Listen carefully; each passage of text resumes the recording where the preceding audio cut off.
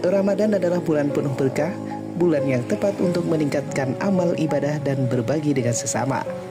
Seperti yang dilakukan warga LDII Kota Banda Aceh yang menggelar bakti sosial dengan membagikan ratusan takjil kepada masyarakat.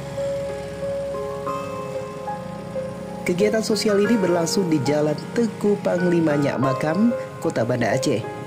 Menjelang waktu berbuka puasa, para pemuda LDII dengan penuh semangat membagikan takjil kepada pengguna jalan yang melintas. Antusiasme masyarakat begitu terasa, para pengendara yang menerima takjil tampak senang dan bersyukur atas kepedulian ini. Bagi mereka yang masih dalam perjalanan, takjil ini menjadi pelepas dahaga di waktu berbuka.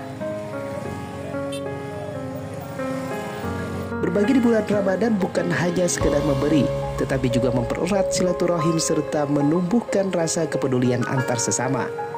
Dengan kegiatan ini, diharapkan semakin banyak masyarakat yang terinspirasi untuk terus berbuat kebaikan.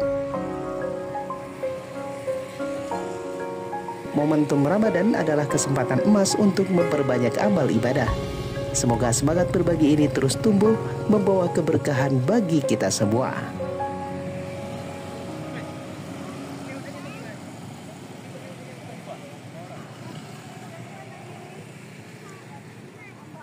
LDI membagi takjil, barokah.